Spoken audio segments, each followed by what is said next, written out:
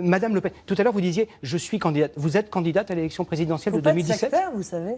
Pas du tout, il faut être ouvert et changer d'avis. Vous êtes candidate à l'élection présidentielle de 2017, formellement? Oui, je suis candidate à l'élection présidentielle de 2017, oui, oui.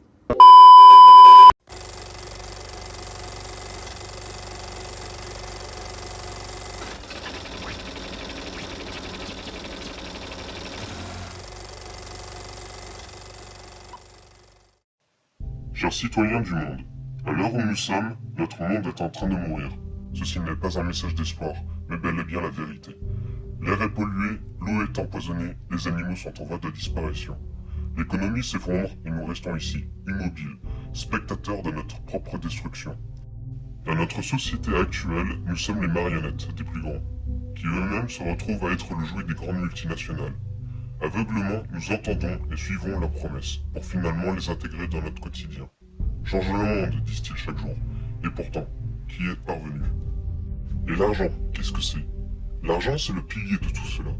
Les grands de ce monde sont affamés par l'argent, car c'est de cette façon qu'ils exercent leur pouvoir. Et le pouvoir fait qu'ils nous contrôlent. On crée de l'argent en détruisant la nature.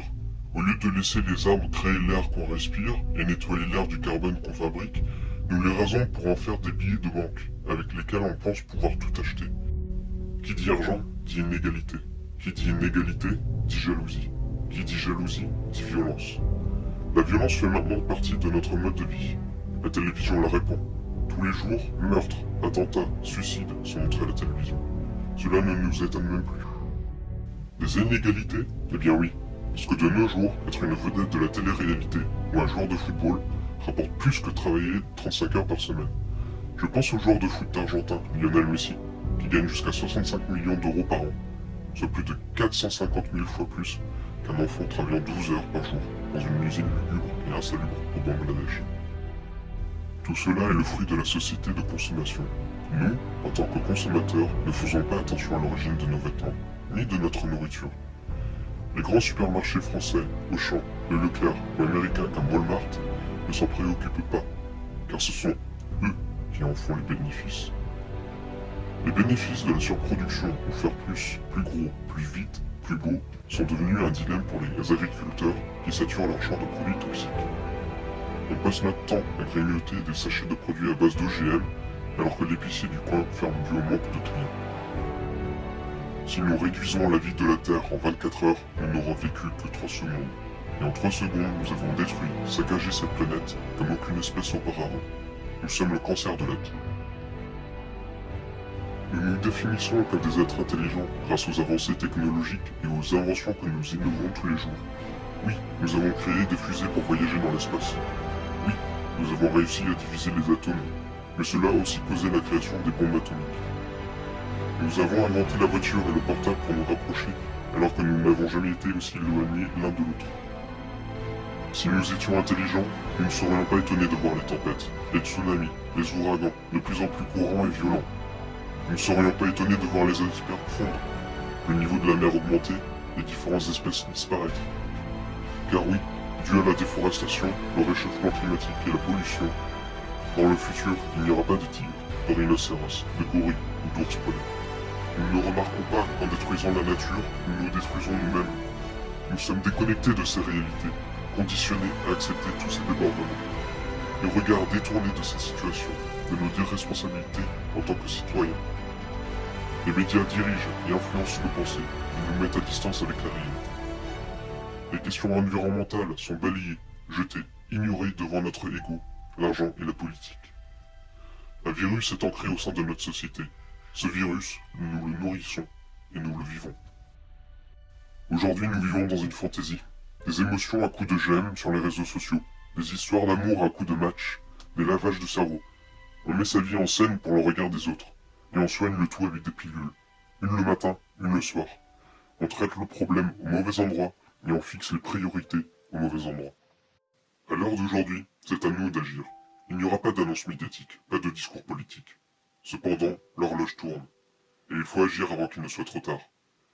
Il faut que chacun s'engage pour laisser un monde meilleur à nos enfants. Nous ne pouvons pas retourner dans le passé et changer le cours de l'histoire, mais nous pouvons commencer à agir de suite pour en faire une toute nouvelle fin. Trust me. Everything's gonna be fine.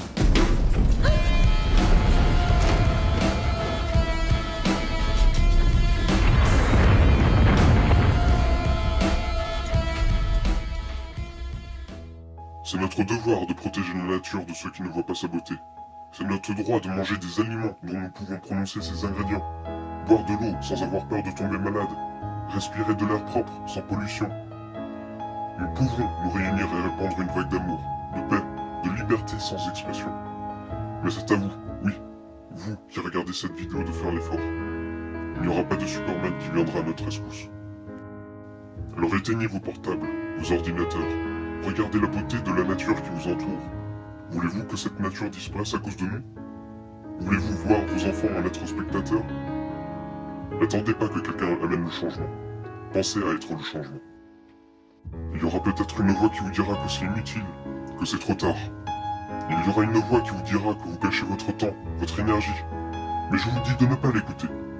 Écoutez cette toute petite voix qui dit que vous pouvez faire quelque chose, et que vous le ferez. Levez-vous le matin et demandez-vous, qu'est-ce que je peux faire pour sauver le monde aujourd'hui? Parce que lorsque vous allez mourir, tous les objets que vous avez obtenus durant votre vie pourrira et tombera en lambeaux. Tout ce qui restera de vous sera ce que vous avez fait qui a rendu notre monde meilleur. Que ce soit qu'un petit geste, comme prendre le vélo pour aller chez le commerçant du coin, ou planter un arbre. Si nous nous y mettons tous, nous pouvons changer le monde. L'excuse de se dire « personne ne m'entendra, je ne suis qu'un simple citoyen » est dépassée de nos jours. Il suffit de bien utiliser pour une fois les outils dont nous disposons afin de se faire entendre. Gandhi n'était qu'un individu. Martin Luther King n'était qu'un individu. Nelson Mandela n'était qu'un individu. Et pourtant, ils ont réussi à changer la situation. Soyez le changement que vous voulez voir dans le monde. La vie n'est pas un film. Le script n'est pas déjà écrit.